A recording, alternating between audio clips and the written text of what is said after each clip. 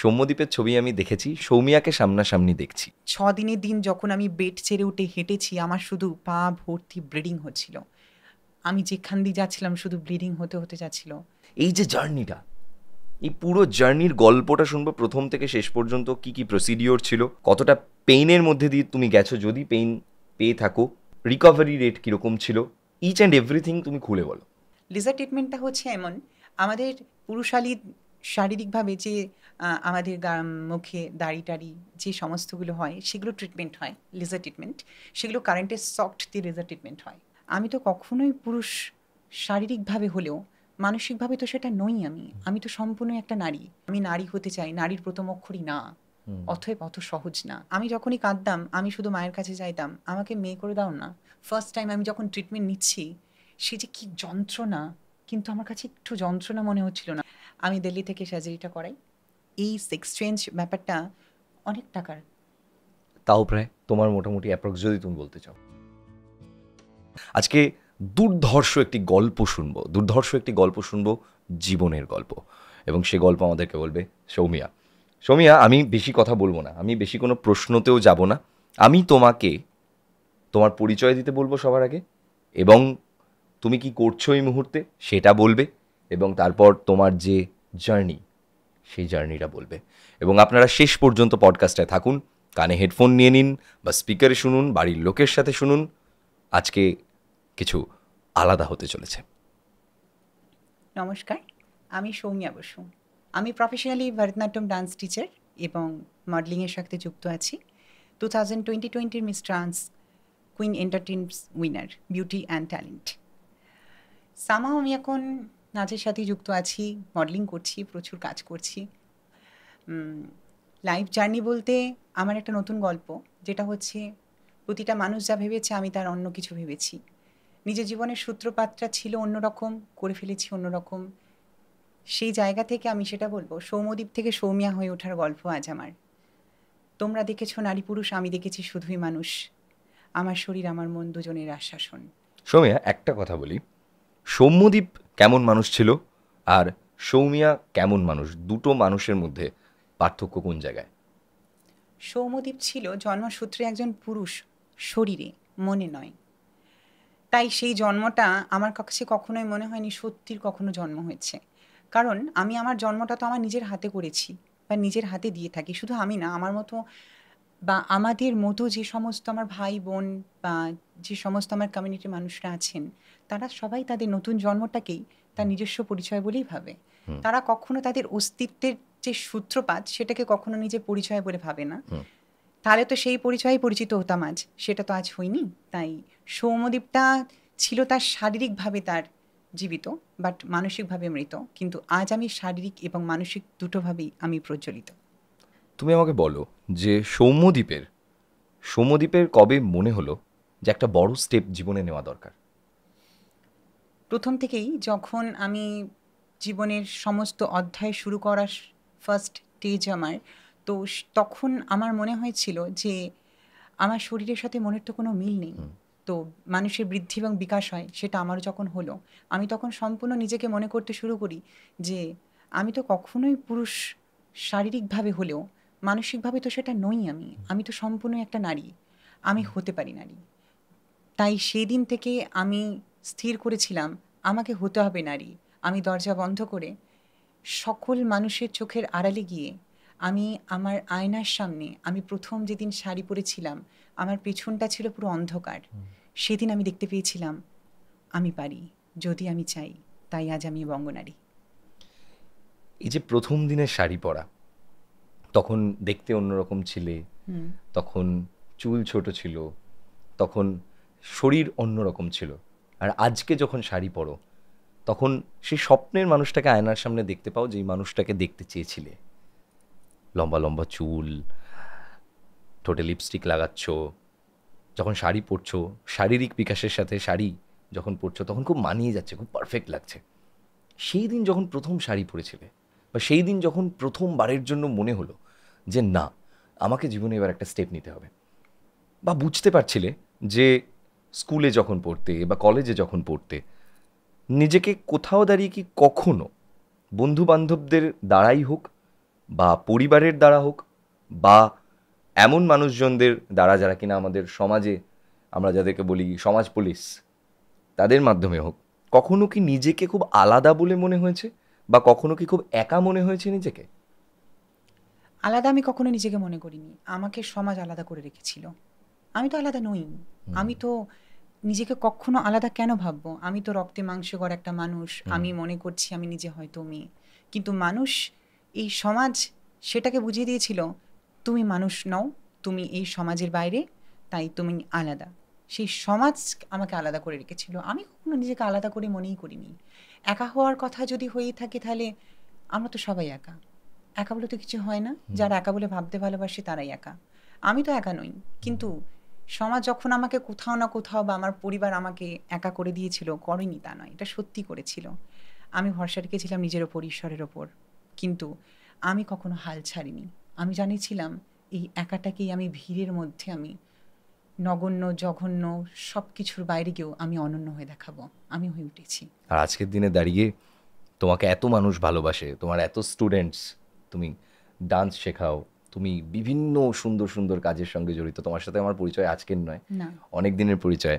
এবং আমরা বহুবার ভেবেছি যে আমরা একটা পডকাস্ট করব, তখন আমার পডকাস্ট সেগমেন্টটাও আসেনি। আমরা বহুবার ভেবেছি যে আমরা একসাথে কিছু একটা করব।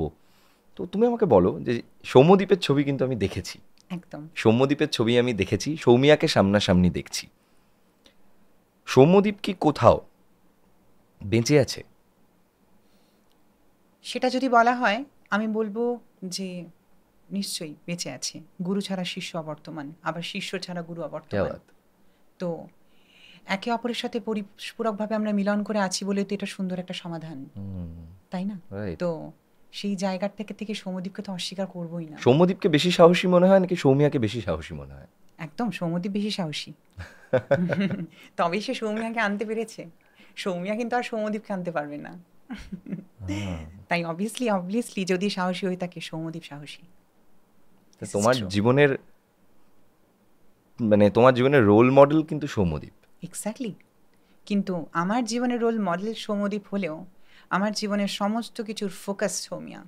কারণ ওই যে বলেছিলাম না তোমাকে, যে আমি যদি সেই সময়কার লক্ষ্মী হয়ে থাকি, আমাকে নিয়ে যদি কেউ ভেবেছিল ঘরটাকে করবে আলো, সেটা হয়নি। সৌমিয়া হচ্ছে আস্ত ঘর, তাকে দেখার জন্যই দীপ জ্বালো। That's of different. সৌমিয়া প্রত্যেকবার এত সুন্দর সুন্দর কথা বলে, আমি সৌমিয়ার কথা শুধু শুনতেই থাকি, শুধু শুনতেই থাকি। খুব কম এমন হয় যে মানে আমি মোহিত হয়ে কারোর কথা শুনছি। সৌমিয়া তাদের মধ্যে একজন। আজকে সৌমিয়া একটা গল্প শুনবো। সৌম্যদীপের যে জার্নিটা সৌমিয়া হওয়া পর্যন্ত, এরকম প্রচুর সৌম্যদীপ কিন্তু এই মুহূর্তে আমাদেরকে ইউটিউবের স্ক্রিনে দেখছে, একদম। এবং তারা ভয় পাচ্ছে। এমন প্রচুর সৌম্যদীপ কিন্তু আমাদেরকে ইউটিউব স্ক্রিনে দেখছে, এবং তারা কিন্তু ভয় পাচ্ছে। তারা কোথাও একা হয়ে যাওয়ার ভয় পাচ্ছে, সমাজচ্যুত হওয়ার ভয় পাচ্ছে, এবং তাদের মনের মধ্যে সবসময় চলছে যে আমি কি অ্যাকসেপ্টেড হতে পারবো। কেউ কেউ মনের মধ্যেই নিজের যে সেক্সুয়াল ওরিয়েন্টেশন সেটাকে চেপে রেখে দিচ্ছে, এবং সে প্রথম স্টেপটাকেই নিতে ভয় পাচ্ছে। এমন আছে না অনেকের মধ্যে? হয়তো এখন তুমি দেখছো, তুমি হয়তো মনে মনে বুঝতে পারছো তোমার শরীর তোমাকে যেই জেন্ডারটা দিয়েছে, তোমার মন কিন্তু সম্পূর্ণ অন্য রকম কিছু ভাবে, তোমার মন কিন্তু সম্পূর্ণ অন্য কথা বলে, অন্য স্বপ্ন দেখে। এই যে মানসিক পরিবর্তনটা ধীরে ধীরে ধীরে ধীরে মন একা একাই তৈরি হয়ে যায়, রাইট? কিন্তু শরীর তো আর একা একা পরিবর্তন হয় না। এই যে জার্নিটা, এই পুরো জার্নির গল্পটা শুনবো প্রথম থেকে শেষ পর্যন্ত। কি কি প্রসিডিওর ছিল, কতটা পেইনের মধ্যে দিয়ে তুমি গেছো, যদি পেইন পেয়ে থাকো, রিকভারি রেট কীরকম ছিল, ইচ অ্যান্ড এভরিথিং তুমি খুলে বলো। আমি সবার আগে বলবো যে প্রতিটা মানুষের পরিবর্তনের জন্য it's that's not matter of physically change. কারণ সেটা পরিবর্তন করার জন্য আমাদের সবার আগে যেটা প্রয়োজন, সবার আগে শক্তি। সেটা আমার মনে হয় আমাদের প্রতিটা মানুষেরই আছে, কিন্তু বেসিক্যালি আমরা যেরকম ভগবানের কাছ থেকে অনেক কিছু না পাওয়া নিয়ে এসেছি, তো তাদের হয়তো শক্তিটা অনেক বেশি পাওয়ার জন্য। তো সেই শক্তিটা আছে, কিন্তু ফাইন্যান্সের ব্যাপারটা তো থাকে, তো সেটাও আনতে হয় অনেক। আমি একবার ইন্টারাপ্ট করছি এখানে। সেটা হচ্ছে যে মানে আমার না প্রচুর প্রশ্ন। সবার আগে তুমি বলো যে চেঞ্জ করাটা কি সত্যি খুব দরকার? আমার কাছে নয়, কারণ চেঞ্জ করাটা একদমই প্রয়োজন নয়। সর্বক্ষেত্রে প্রয়োজন নয়, কারণ আমি মনে করি নিজের কাছে যদি স্যাটিসফ্যাকশন থেকে থাকে তুমি নিজেকে পরিবর্তন করো, তাহলে তুমি কারোর কথা শোনো না, তোমাকে তাহলে পরিবর্তন হতেই হবে। কিন্তু আমার মতামত অনুযায়ী আমি এটা বলবো যে তুমি যেভাবে থাকতে চাও সেভাবেই তুমি সুখী। তো তোমার পরিবর্তনটা যদি তুমি চাও তবে করো, যদি না চাও করো না। তবে কারণ এটা টাকা পয়সারও ব্যাপার, অনেকটা টাকা পয়সার ব্যাপার। এইবার তুমি আমাকে প্রসিডিওরটা বলো। তো প্রসিডিওর আমি বলি, প্রথমে যখন আমি সৌম্যদীপ ছিলাম তখন বেসিক্যালি আমার ফার্স্ট টাইম যেটা শুরু হয়, যেটা হচ্ছে আমার মানসিক পরিবর্তনটা আগে সবার দরকার, যে আমি চেঞ্জ করব, আমার জীবনটাকে আমি পরিবর্তন করব। কারণ আমি যখন দেখেছি যে আমি এইভাবে বাঁচতে পারবো না, সমাজের কাছে আমি এই পুরুষতান্ত্রিক সমাজে পুরুষকে দমন করেছি, তো তখন আমাকে সমাজ দেখিয়েছিল যে তুমি সিংহ বাহিনী হতে পারবে না, কারণ তুমি পুরুষ মানেই সিংহ। আমি সিংহ বাহিনীও দেখিয়েছি। তাই সেই বাহিনীর একজন প্রকৃত নেত্রী হতে গেলে যে জার্নিটা করতে হয় সেই জার্নিটা তো আমাকে করতেই হয়েছে। কারণ একজন সবার আগে মা হয়ে উঠতে গেলে তাকে অনেক কষ্ট সহ্য করতে হয়। আমি মা হতে চেয়েছি। আমি প্রথম দিন থেকেই আমি যখনই স্বপ্ন দেখতাম আমি দেখতাম আমাকে মা বলে ডাকুক। আমি সেই মাতৃত্বের স্বাদ পেতে চেয়েছি। তাই সেই মা হতে গেলে তো অত সহজ না। আমি নারী হতে চাই, নারীর প্রথম অক্ষরই না, অতএব অত সহজ না। তারপর তো তুমি রি বা স্ত্রী হবে, তাই না? তাই না হওয়াটা অত সহজ না। সেই নাটাকে আমি হ্যাঁ করেছি। সেটার ফার্স্ট জার্নি আমি যখন প্রথম স্টার্ট করি আমার লাইফস্টাইল, তো আমি ক্লাস 10 ক্রস করছি, আমি প্রথম প্রেমে পড়ি। আমি প্রথম প্রেমের স্বাদ অনুভব করি। নিশ্চয়ই সেটা একটা মেয়ের সাথে নয়, একটা পুরুষের সাথেই প্রেম করি। তখন আমি জানতাম না যে এটার ফিউচার কি হতে পারে, কিন্তু কোথাও না কোথাও সামাজিক তো চাহিদা থাকেই যে নারীর সাথে পুরুষের প্রেম হয়, কোনো সমতার এখানে কোনো কারণই হয় না, সমতা হয় না। কিন্তু আমরা তো সেটা করে দেখিয়েছি যে সমতাই হয়। ভালোবাসার কোনো রং, বর্ণ, অর্থ, যশ, খ্যাতি, প্রতিপত্তি কিছু হয় না। ভালোবাসা শুধু ভালোবাসাই হয়। At the end of the day love is love. তো সেই ক্ষেত্রে আমার জার্নিটা শুরু হয়। আমি তখন নিজেকে ভাবলাম যে এবার পরিবর্তন করা উচিত। আমি বড় বড় চুল রাখতে শুরু করি। আমার চলাফেরা, কথা বলার মধ্যে তো একটা মেয়েলি ঢং ছিলই, কারণ সেটা তো নারীত্বই। আমি নিজের চরিত্র পরিবর্তন করেছি এটা তো হয় না, কারণ চরিত্র তো নিয়েই আমি জন্মেছি। আমার বৃদ্ধি বিকাশের সাথে সাথে আমার শরীর বলেই দিয়েছে যে তুমি একটা পুরুষকেই চাহিদা অনুভব করতে পারো, তুমি কখনো নারীত্বে অনুভব নও। আমার শারীরিক যে চাহিদা, আমি সব সময় যে গন্ধ অনুভব করতে চেয়েছি সেটা সবসময় একটা পুরুষের গায়ে গন্ধই আমার ভালো লেগেছে। তো তখনই তো আমি বুঝেছি যে আমি তো নারী। আমি তো কখনোই এগুলো, যে পুরুষের সংগঠনের যে কথা হয় নারী সুলভ কথা, বা নারী সংগঠনে যে কথা হয় পুরুষ সুলভ কথা, এই ডিফারেন্সিটির মধ্যে আমার সবসময় পুরুষ সুলভ কথাগুলোই ভালো লেগেছে। পরিবর্তনটা শুরু হয় চুল রাখা নিয়ে। শুরু হয় সমাজের সঙ্গে আমার একটা টানাপোড়েন যে আমি পুরুষ হয়ে কেন বড় চুল রাখবো। তারপর আমি কথা শুনিনি এই সমস্ত কিছুতে, আমি তো কোনোদিন কথাই শুনতামই না, বা পিছনের দিকে তাকাতামই না, কারণ আমি জানতাম পিছনটাই তো অন্ধকার, পিছন মানেই অন্ধকার হয়, পিছনে ঘুরে তাকাতে নেই। আমি নিজের মতো করে সুন্দর করে একটা জীবনযাপন শুরু করি। আমি যখনই কাঁদতাম আমি শুধু মায়ের কাছে যাইতাম, আমাকে মেয়ে করে দাও না। সেটা কি সম্ভব? কিন্তু আমি কাঁদতাম যে আমাকে মেয়ে করে দাও না। মা তখন একটা টাইম নারীর টানতো, সে বলতো এটা সম্ভব না, তোর অস্তিত্বেই সেটা নেই। আমি মাকে, যেদিন আমি সম্পূর্ণ হয়ে এসেছিলাম মাকে, মা আমাকে জড়িয়ে কেঁদে বলেছিল তুই সম্পূর্ণ হতে পেরেছিস, আমার কাছে নয়, তুই নিজের কাছে হতে পেরেছিস তো? আমি বলেছিলাম পেরেছি। তো সেই দিনটার আসার জন্য আমি আমার জীবনের 28টা বছর অপেক্ষা করেছিলাম। সেই 28টা বছরের জার্নি প্রতিটা মুহূর্তের জন্য আমার কাছে প্রতিটা যুগ। আমি প্রতিটা দিন সকালবেলা ঘুম থেকে উঠে যুদ্ধ করতাম, রাতে ঘুমোতে যেতাম, কোনোদিন হেরে যেতাম, কোনোদিন জিতে যেতাম, কিন্তু আমি জানতাম পরের দিন আবার আমি যুদ্ধ করব। কিন্তু আমি শেষ পতাকাটা বা ধ্বজাটা আমি ওড়াবই, আমি পারবই। শুরু করলাম আমার জার্নি। কলেজ ক্রস করলাম, আমি ডিগ্রি কোর্স করলাম আমার এডুকেশনে অনার্স নিয়ে। শুরু হলো আমার মাস্টার ডিগ্রি। মাস্টার ডিগ্রিতে আমি যখন ইউনিভার্সিটি যাই, আমার বন্ধু বান্ধবের সাথে আমার সহজাত খুব সম্পর্ক ছিল। তাদের সাথে আমি খুব সহজাত ছিলাম, কারণ আমি তাদেরকে সবসময় আমার জীবনের সমস্ত কিছু ধারাবাহিকতার পরিবর্তন, ইচ অ্যান্ড এভরিথিং আমি তাদের সাথে শেয়ার করতাম। তো যখন তারা আমাকে দেখি, কিছু মানুষের কাছে আমি তো কখনো ভেবেইছিলাম যে আমার জীবনে চলার জন্য 100টা মানুষ আমাকে ভালোবাসবে, এটা তো হবেই না, তাহলে তো আমার যুদ্ধই শেষ। আমার জীবনের জন্য 80টা মানুষ ভালোবাসবে, বাকি 20% মানুষ আমাকে ভালোবাসবে না, কারণ কারোর কাছে আমি নগণ্য জঘন্য হয়েই থাকবো, কিন্তু কারোর কাছে আমি সবটুকু তো হব। সেই সবটুকুই আমি সবার কাছে কখনোই হব না, আজও নই। আজও আমি 5টা মানুষের কাছে কিন্তু নগণ্য জঘন্যই হয়ে আছি। তাই অনেক মানুষকে আমাকে হাত ছাড়তে হয়েছে আমাকে পেতে গেলে, কিন্তু আমি আমার কাছে তো অনেক বেশি প্রিয়, তাই আমার কাছে পাওয়ার জন্য আমি আমার সবটুকুকে ছাড়তে পেরেছিলাম। আমার শুরু হলো জার্নি, ইউনিভার্সিটি ক্রস করলাম, আমি বিএড করলাম, তারপর গেলাম আমি প্রসিডিওরে। ফার্স্ট প্রসিডিওর আমার মেডিকেলি যে প্রসিডিওর গেলাম সেটা হচ্ছে লেজার ট্রিটমেন্ট হয়। লেজার ট্রিটমেন্টটা হচ্ছে এমন, আমাদের পুরুষালী শারীরিকভাবে যে আমাদের মুখে দাড়ি টাড়ি যে সমস্তগুলো হয় সেগুলো ট্রিটমেন্ট হয় লেজার ট্রিটমেন্ট, সেগুলো কারেন্টের সফট দিয়ে লেজার ট্রিটমেন্ট হয়। সেই ট্রিটমেন্ট গেলাম। ফার্স্ট টাইম আমি যখন ট্রিটমেন্ট নিচ্ছি, সে যে কী যন্ত্রণা, কিন্তু আমার কাছে একটু যন্ত্রণা মনে হচ্ছিল না, কারণ আমার প্রতিটা মুহূর্তে মনে হচ্ছিল সমাজে তার থেকে তীব্র প্রতিবাদ করবো আমি এই লড়াইটা লড়ে।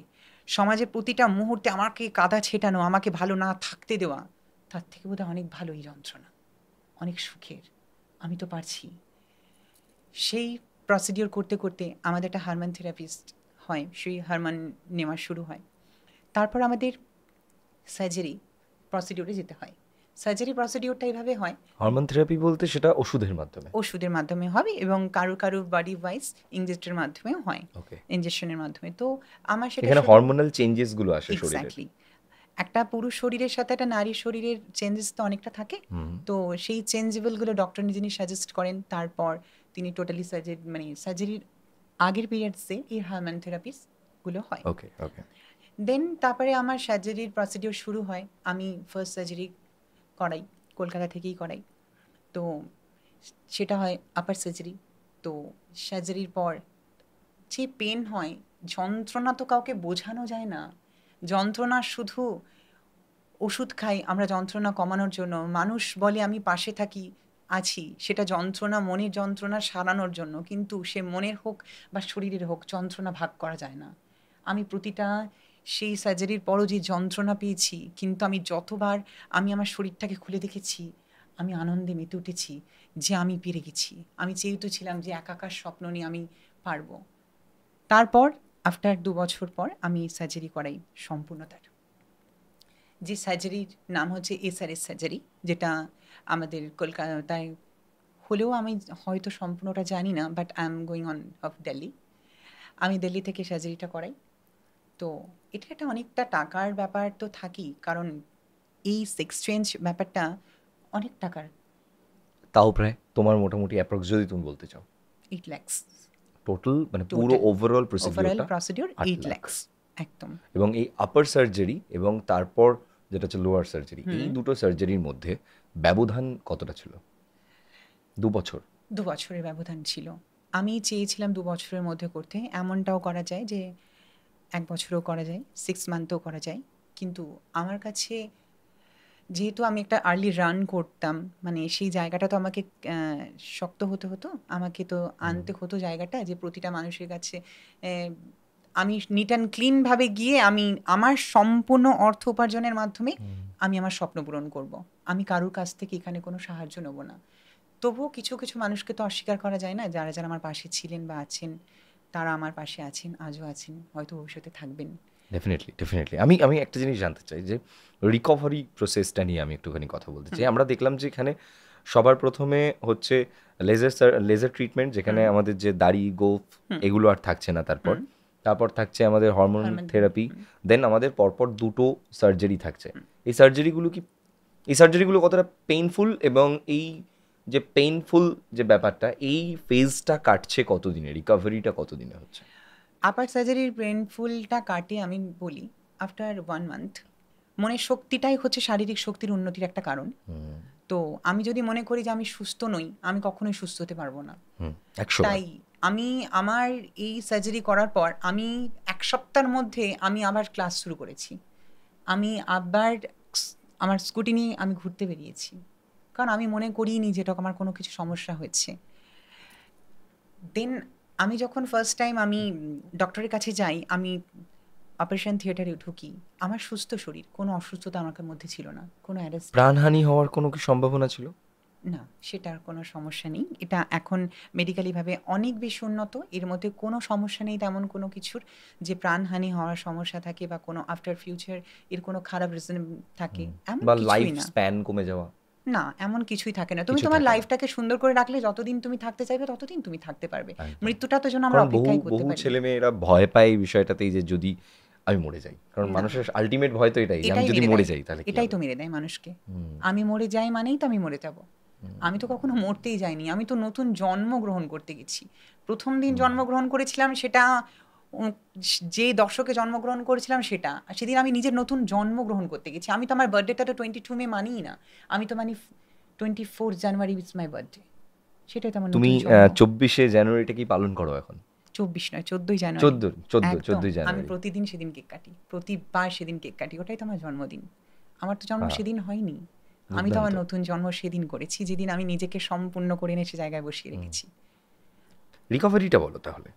আমি যখন ১ম সার্জারি করতে ঢুকি, আমাকে ডক্টরস অনেকজনা, প্রায় ৬-৭ জনা ডক্টরস আছেন। আমার টাইম ছিল দুপুর ১:৩০ টার সময়। তো আমার ওটি শুরু হয় ঠিক ১:৪০। আমি ১:৩০ টার সময় ওটিতে ঢুকি। আমি কিন্তু তখনও সুন্দরভাবে আছি। আমার হাতে স্যালাইন চলছে। ভয় লাগছিল? না, একটুও না। আমার বিপি একটুও কিন্তু না। খুব নরমাল ছিল। খুব আচ্ছা। নরমাল। আমি কিন্তু খুব আনন্দে ছিলাম। আমি তো জানতাম যে আমি আমি তো যুদ্ধ একটা করতে নতুন এসেছি। আমি যেটা চেয়েছি সেটাই আজ সেটাই। হচ্ছে। আমি যদি, এই যে তুমি বললে না, যদি আমি মরে যাই, আমি তো চেয়েছিলাম আমি যুদ্ধক্ষেত্রে এসে যদি মৃত্যুবরণ করি সেটা তো বীরের মতো মরব। আমার তাতে কোনো মৃত্যুর ভয়ই হুম, ছিল না। হুম। আমি জানতাম আমি পারব। আমি তাই এগিয়ে গেছি। তো আমি যখন সার্জারি করতে যাই, ডক্টরস আমাকে বলেন যে, "তুমি এখানে দাঁড়াও।" তিনি হিন্দিতে বলেছিলেন।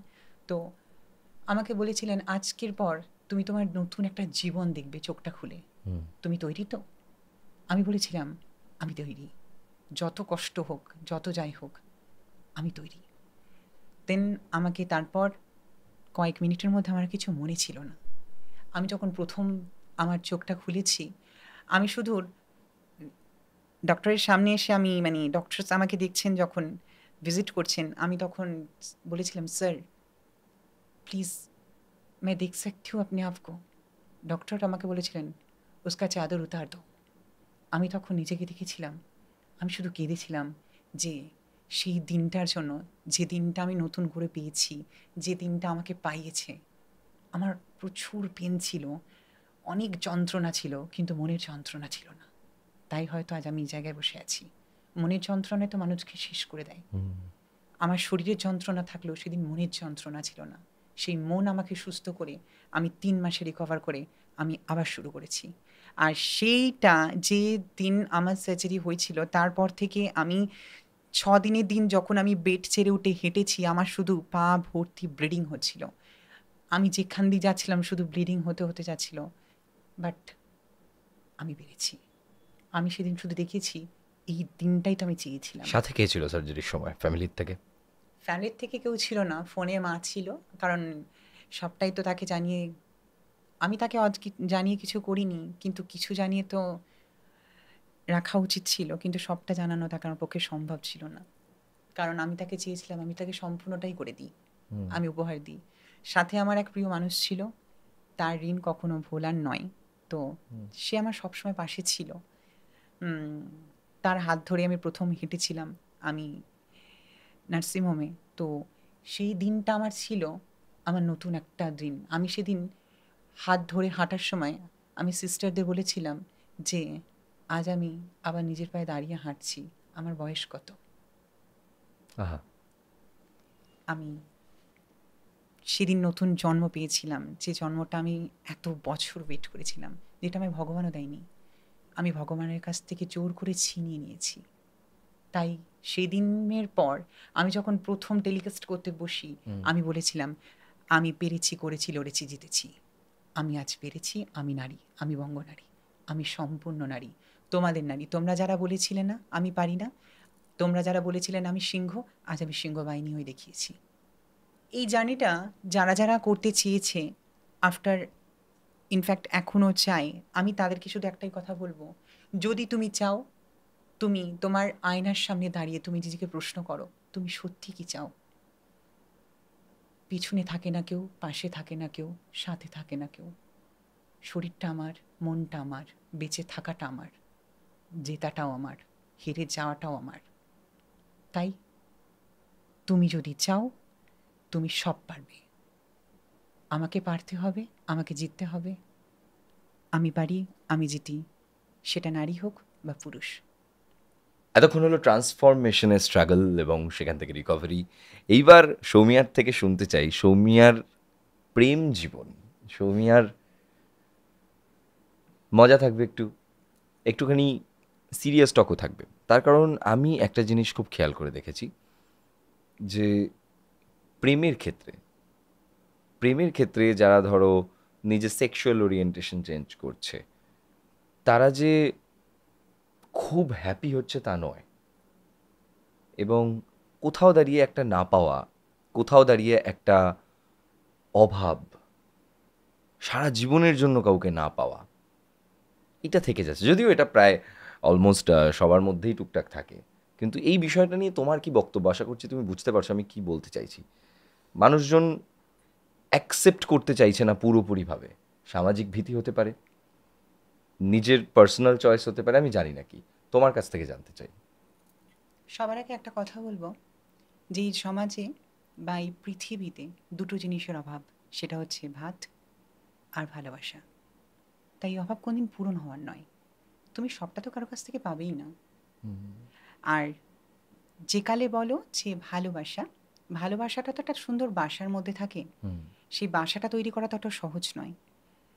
তাই যে আমাকে ভালোবাসবে, শুধু আমাকে ভালোবাসবে, না আমার পোশাক পরিচ্ছন্ন, না আমার লাইফস্টাইল, না আমার শরীর, না আমার বেঁচে থাকার কারণ, এমন শেষ। পুরুষ জীবনে এসছে? It's a very critical question. হ্যাঁ, এসছে। আচ্ছা। এবং তার কাছ থেকে সেই যে ভালোবাসাটা তুমি পেয়েছো, সেই যেই আত্মিক টানটা তুমি পেয়েছো, সেই ইন্টেন্সিটিটা, তোমার কি মনে হয় যে সেই ইন্টেন্সিটিটা আর কেউ এসে কোনোদিনও ভাঙতে পারবে? জানি না। দেখো, আমি একটা কথা বলি, ভালোবাসা আমাদের প্রতিটা মানুষের কাছে না ভিন্ন রকম হয়। কারোর কাছে এই যে ভালো থাকার ভালোবাসা, দুটোর মধ্যে অনেক তফাৎ। ভালো থাকাটা মানে ভালো লাগাও আর ভালোবাসা যেটা থাকে, আমি যদি কাউকে ভালো লেগে থাকি, সেটা বাড়িতে এসে তাকে রিমাইন্ড করবো যে হ্যাঁ, আমার তাকে ভালো লেগেছে। ভালোবেসে থাকি, তাকে রিমাইন্ড করতে লাগে না, সে তো সবসময় সর্বসময় থাকে। তাই ভালোবাসাটাকে ভেঙে দেওয়া, ভালোবাসাটাকে নতুন করে তৈরি করা, কেউ এসে তাকে ভেঙে দেবে, এটা তো হয়ই না। এগুলো তো হওয়ার নয়। সে তো নতুন একটা বাসা তৈরি করেই আছে। যেমন ক্ষত, জীবনে কোথাও ক্ষত হোক বা শরীরে কোথাও ক্ষত হোক, সেই দাগ মেটানো যায়, কিন্তু আঘাতের দাগ মেটানো যায় না। তাই ভালোবাসা হচ্ছে ঠিক আঘাত, যা কখনো মেটানোই যায় না। এই যে অ্যাকসেপ্টেন্সের প্রবলেমটা বহু মানুষের জীবনে, আমার প্রচুর বন্ধুবান্ধবও আছে যারা ধরো তাদের ট্রান্সফরমেশন হয়েছে এবং তারপর গিয়ে তারা হয়তো কাউকে পছন্দ করছে, উল্টো দিকের মানুষটাও তাকে পছন্দ করছে, চুটিয়ে প্রেম করছে, কিন্তু কোথাও দাঁড়িয়ে সমাজের সামনে অ্যাকসেপ্ট করছে না যে আমি তোমার সাথেই সারা জীবন থাকতে চাই এবং থাকছি। এই সমস্যাটাকে কিভাবে ওভারকাম করবে যারা ট্রান্সফরমেশনের ফেজের মধ্যে দিয়ে যাচ্ছে? দেখো, একটা কথা বলি, যেটা হচ্ছে ভালোবাসতে গেলে সবার আগে দরকার মনের জোর। যে আমি যদি তোমাকে ভালোবাসি, আমি পরোয়া করব না সমাজের, আমি পরোয়া করব না পরিবারের, আমি পরোয়া করব না আমার নিজের। আমি ভালোবাসি মানে ভালোই বাসবো। যদি তুমি আমার হও, সবাই একদিন তোমাকে মেনে নেবে, ঠিক জীবনের মতো। আমাকে কিন্তু প্রথমে কেউ মেনে নিতে চায়নি। একটা সময় তো পরিবার পর্যন্ত বলে দেয় যে হচ্ছে না, মানবো না। মানবো না। সেখানে থেকে আমরা কিন্তু এক্সপেক্ট করবো কি করে যে একটা মানুষ যেখানে একটা অন্য পরিবারে জন্মেছে, অন্য জায়গায় থাকে, সম্পূর্ণ একটা আলাদা ব্যক্তিত্ব, সে পুরোপুরি আমাকে অ্যাকসেপ্ট করে নেবে? এবং এটা শুধুমাত্র যারা ট্রান্সফরমেশনের মধ্যে দিয়ে যাচ্ছে তা নয়। আমার মনে হয় যে ট্রান্সফরমেশনটা যে শুধুমাত্র ফিজিক্যাল ট্রান্সফরমেশন তা নয়, আমাদের মেন্টাল ট্রান্সফরমেশনও হয়। এক্স্যাক্টলি। আমার ক্ষেত্রেও হয়েছে। আমি আজ থেকে 5 বছর আগে বা 7 বছর আগে যেই সম্পর্কটাতে ছিলাম, আমার যখন মেন্টাল ট্রান্সফরমেশন হয়েছে, আমি যখন নিজেকে একটা নতুন মানুষ হিসেবে আবিষ্কার করেছি যে আরে এই গৌরবকে তো 7 বছর আগে আমি চিনতাম না, এই গৌরবটা তো, আজকের গৌরবটা তো 7 বছর আগের গৌরবটা নয়, কিছু ফ্লেভার রয়ে গেছে হয়তো। কিন্তু মানুষটা কিন্তু সম্পূর্ণ আলাদা। 7 বছর আগের গৌরবের সামনে যদি আমি গিয়ে দাঁড়াই, তাহলে ও অবাক হয়ে যাবে, বলবে যে এটা কে দাঁড়িয়ে আছে আমার সামনে, আরে তুমি এরকমভাবে ভাবছো কি করে, আরে তুমি যেটা ভাবছো সেটা ভুল, আমি তো ভাবি এরকম, তুমি এরকম ভাবছো কি করে। তখন আমি হয়তো তাকে বলবো যে দেখ, তুই একমাত্র এক্সপিরিয়েন্সের মধ্যে দিয়ে যেদিন আসবি সেদিনই বুঝতে পারবি যে তোর এই ভাবনাটা বদলে কিভাবে আমার ভাবনাটা হয়ে গেল।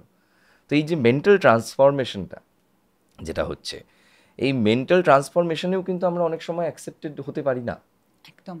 সেই দিক থেকে আমি তোমায় যদি বলি যে মেন্টাল ট্রান্সফরমেশনটা যদি দরকার হয়, সেই জন্য কাছে আসতে হবে, তবেই না তুমি প্রেমে পড়বে। কাছে না এসে দূরের থেকে তো মানুষকে চেনাই যায় না। আমি জানতে চাই বা একটা মানুষকে চিনতে চাই, তার জন্য কাছে আসতে হয়। তুমি কাছে আসো, দেখবে আমার প্রেমে পড়ে গেছো। পরিবর্তনটা শুধুমাত্র পড়াশোনা বা তোমার আউট কালচার দিয়ে হয় না। পরিবর্তনটা মানুষের ব্যবহারে, আচরণে, মানুষের ভালোবাসায়, মানুষের তীব্রতায় পরিবর্তন হয়। সেই পরিবর্তনটার জন্য হাতে হাত রাখতে হয়, চোখে চোখ রাখতে হয়, পরিবর্তন হতে বাধ্য। সৌমিয়ার ফেভারিট সিঙ্গার কারা? 3জন যদি বলি, যে সৌমিয়ার প্লেলিস্টে 3জন প্রথম সিঙ্গার যাদের গান চলে, তারা কারা? অনুপম রায়, শ্রেয়া ঘোষাল, গৌরব তপদার। এই অরিজিৎ সিং নেই? না, ভালোবাসি অবভিয়াসলি, অরিজিৎ সিং তো আছেই, কিন্তু বেসিক্যালি আমার থ্যাঙ্কস এ লট, আমার প্লেলিস্টটাও আছে। একদম। বেসিক্যালি আমি বলি, গান কোনো মানুষকে, আমি কোনো শিল্পীকে কিন্তু ছোট করে দেখি না। যে যেটা নতুন করে সৃষ্টি করছে আমি সেটাই অ্যাকসেপ্টেবল, আমি সেটা শুনি। কিন্তু তোমার সব থেকে প্রেফারেবল জায়গা হচ্ছে অনুপম রয়, শ্রেয়া ঘোষাল, তুমি আমার গানও শোনো। একদম একদম। আর সৌমিয়া কি খেতে ভালোবাসে? সৌমিয়া কি বেশি খায় নাকি আমি অল্প একদম খায়? ফ্রুডি নই, ভীষণ কম খাই, প্রচণ্ড কম খাই। আমি ফ্রুডি একদম নই, আমি সব খাই কিন্তু কম খাই। সব খাও কিন্তু সব খাই কিন্তু কম খাই, অল্প অল্প। বাট আই মেনটেন লাইক করারও দিস। ব্যাপার আছে একদম আবার একদম। একটা। আমি যেহেতু মডেলিং, আমার লাইফস্টাইল, মানে আমার সেটা প্রফেশন, সো আমাকে তো মেনটেন করতে নিজেকে হয় মেনটেন করে রাখতে একদম। হবে। তো কিন্তু বাট আমি চকলেট কিন্তু খুব বেশি খাই, আই লাইক দিস চকলেট। কিন্তু চকলেট খেলে কিন্তু মোটা হয়ে যায় মানুষ, জানি, ঠিক আছে? বাট চকলেট খাওয়া সৌমিয়াকে কমাতে হবে একটু, ঠিক আছে? তাও চকলেট খেলে এই মিষ্টত্বটা থেকে যায়, চকলেটের মধ্যে একটা অদ্ভুত প্রেম, রোম্যান্টিসিজম আছে। আচ্ছা, সৌমিয়া কি চা খেতে বেশি ভালোবাসে নাকি ভীষণ, ঠান্ডা খেতে বেশি ভালোবাসে? ভীষণ চা খেতে ভালোবাসি, অল চা টাইম খেতে? Tea time. অল চায়ের টাইম টি মধ্যে টাইম? প্রেম আছে। হ্যাঁ বাবা, চায়ের একদম। প্রত্যেক চুমুকে একটা আলাদা আলাদা ফ্লেভার একদম। আছে। চাই প্রেম, চায়ের প্রেমে বারবার পড়েছি, এখনো পড়বো, ভবিষ্যতেও পড়বো। বৃষ্টি ভেজা রাত, চা তোমাকে চাই। পাহাড় ঘেরা শহর, চা তোমাকে চাই। ঘর বন্ধ করা, এসির হাওয়া, চা তোমাকে চাই। সব কোথায় সময় চা। চাই না, সব জায়গায় চাই। আমরা বাঙালিরা হচ্ছে বেসিক্যালি চাতাল, ঠিক আছে? একদম। বেসিক্যালি যে প্রথম মদ তোমার খায় সাথে খুব আমার সে দেখাও মাতাল। কিন্তু চাই, তাই নয় কি? Right right right. তো ফিউচার প্ল্যান কি করছো, মানে এরপর কেরিয়ার ওয়াইজ 5 বছর বাদে? আমি জানি এটা অনেকেই হয়তো তৈরি করে রাখে না যে 5 বছর বাদে, আমি নিজেও জানি না আমি 5 বছর বাদে কোথায় থাকবো, বাট তোমার কি মনে হয় 5 বছর বাদে তুমি নিজেকে কোন জায়গায় দেখতে চাইছো এখন? আমি 5 বছর পর আমার অন স্ক্রিন দেখতে চাই নিজেকে, সব সময়। আমি নিজেকে স্ক্রিনে দেখতে চাই সব তো সময়। তুমি স্ক্রিন বলতে সেটা কি শুধুমাত্র মানে সিনেমার স্ক্রিন বলছো নাকি ইউটিউব স্ক্রিন হলেও হবে? দুটো স্ক্রিনই চাই। তাহলে একদম, ইউটিউবটা স্টার্ট করে দাও এবার। তোমার একদম। তো চ্যানেল আছে, হ্যাঁ, আছে।